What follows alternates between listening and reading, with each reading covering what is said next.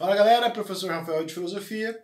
Nessa videoaula a gente vai falar sobre a pesquisa que eu passei na aula passada sobre o idealismo alemão. Eu perguntei para vocês aí para vocês pesquisarem o que foi o idealismo alemão e quem foram aí os grandes nomes desse movimento.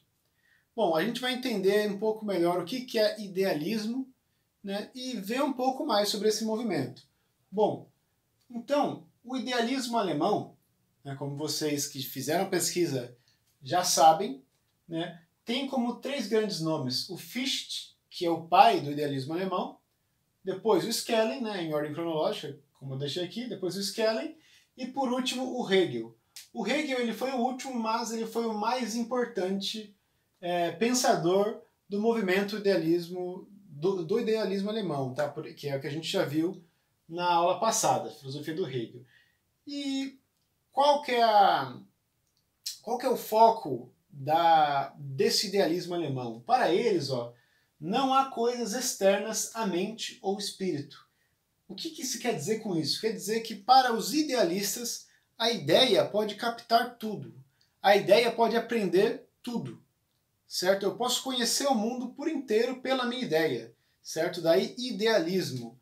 Então, não há nada externo à mente ou ao espírito. Tudo que existe, a mente e o espírito pode captar. Certo? Para os idealistas, a realidade ela é a atividade do espírito. Ou seja, tudo que existe é resultado da atividade desse espírito, dessa ideia. Por isso que eu falei na última aula, como o Hegel vê, que eu fiz aquele círculo da ideia / consciência, criando o mundo. Porque para o Hegel e para o Fichte e o Schelling, o mundo ele é constituído pela atividade do espírito, pela ideia, certo? E aí eles vão discordar do Kant, porque o Kant ele coloca o limite para o conhecimento, até onde o homem pode conhecer. Que para o Kant a gente conhece apenas os fenômenos, a coisa em si não. Para os idealistas não, o ser humano pode conhecer tudo. Coisa em si, como Kant colocou, que há um limite no fenômeno, a coisa em si é inacessível, essa divisão para eles não faz sentido. Tá? Porque para eles pensar é conhecer também. Vamos lembrar que o Kant disse, há coisas que podemos pensar, apenas pensar, e há coisas que podemos conhecer. Para os idealistas, tudo que a gente pode pensar, a gente pode conhecer. Então eles são opostos à divisão kantiana de fenômeno e coisa em si, porque para eles a ideia capta tudo, a ideia forma a realidade. Beleza? Ser é igual a pensar. E sendo assim, a metafísica, que o Kant julgou que não fazia sentido como ciência, para os idealistas a metafísica é sim possível como ciência. Então eles são opostos ao Kant. Beleza? Então, gente, só para ficar claro, não é porque os idealistas contrariaram Kant, eles vieram depois, que eles, vamos dizer, superaram Kant. Não, eles partem de bases diferentes e elas coexistem na filosofia. Como eu falei, depois do Kant, muita gente se disse neo-kantiano e também depois do Hegel, muita gente se diz neo-hegeliano. Ou para o Kant também neocriticista e para o Hegel neo-idealista.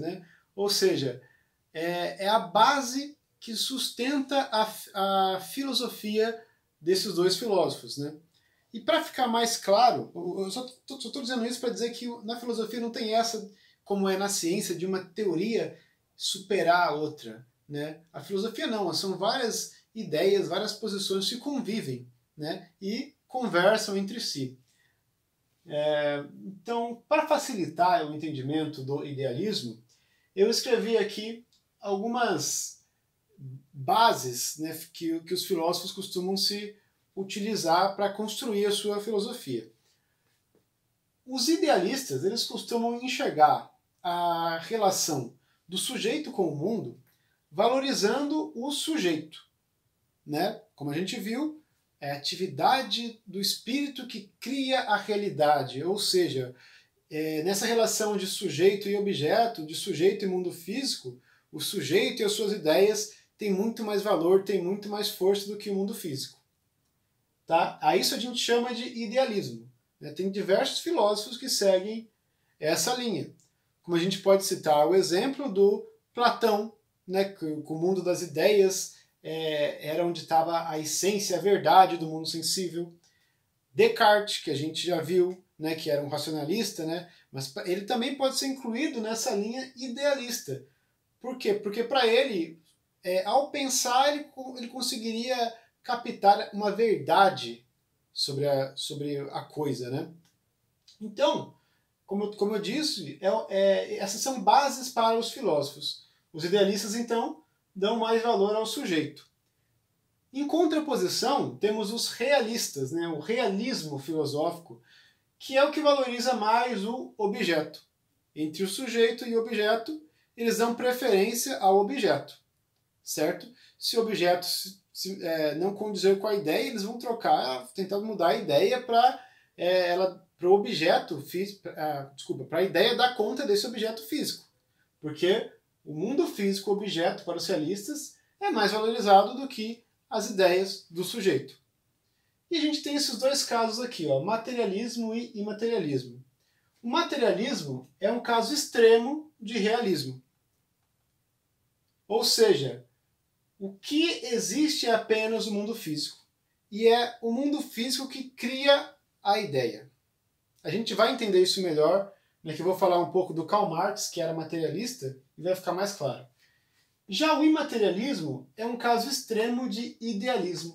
Ele vai chegar a negar a matéria. Só existe porque eu penso. É o meu pensar que dá existência ao pensado. Certo? Então, aí, são 4 bases, né, que os filósofos podem se usar, construir a sua filosofia em cima dessas bases. Então, o filósofo pode ser tanto idealista, realista, materialista ou imaterialista. Tá? Vamos ver agora um pouco da visão do Karl Marx, que era materialista, para ficar mais claro essa ideia de idealismo e de materialismo. Então, para facilitar ainda mais, vamos falar aqui do Karl Marx, que também é um filósofo alemão e que era um leitor de Hegel. Né? O Marx ele achou muito interessante a proposta da dialética do Hegel. Só que o Marx não era idealista, ele era materialista. O que ele fez então? Ele pegou a dialética do Hegel e inverteu. Inverteu no sentido de não é a ideia que forma as mudanças do mundo, mas é o próprio mundo, as condições materiais, que vai formar a ideia. Então, ele deu o nome à sua filosofia de materialismo dialético. Por quê? Porque ele vai usar da dialética, como Hegel usou, porém por um viés materialista, ao invés de utilizá-la por um viés idealista. Então, para o Karl Marx, é o mundo material que vai criar as ideias. São as condições materiais, as condições econômicas e o modo de produção é que vai criar as ideias. Né? A gente viu lá com Hegel, tese, antítese e síntese. O Marx vai usar essa mesma coisa, mas por um viés materialista. Então a gente pode entender, para o Marx, a tese como sendo o sistema capitalista, como antítese, né, ao contrário à tese, o socialismo, para chegar na síntese, que é o comunismo. Vocês com certeza já devem ter visto isso na aula de sociologia, né? Mas, para o Marx, o socialismo seria uma preparação para depois chegar no comunismo, né? Que é o sistema dos comuns, onde todo mundo seria igual. O Marx, então, para ele, o motor da história não são as contradições dialéticas, as contradições entre as ideias, mas a luta de classe. A luta de uma classe que explora e uma classe que é explorada. Ou seja, ele pega a dialética de Hegel, essa luta entre ideias, e coloca aqui o materialismo dialético. Ele analisa a parte material, a parte econômica, certo? Para a gente entender, eu vou dar um exemplo de um mesmo evento histórico, que é a Revolução Francesa, e vamos tentar pensar ela como Hegel e como Marx. Então vamos lá, Revolução Francesa. Acho que todo mundo já viu isso em história, né? Em um sentido mais hegeliano, a gente pode entender como uma consciência se ampliando. Uma consciência de que eu tenho direito e o outro também tem direito, e se eu quero ter direito, eu tenho que lutar pelo direito do outro, e aí houve uma ampliação na consciência pelos pensadores iluministas, e dessa ideia eles colocaram em prática no mundo, né, fazendo a Revolução Francesa. Né? Veio essa ampliação da ideia, e aí eles colocaram a ideia em prática. Isso é a visão do Hegel.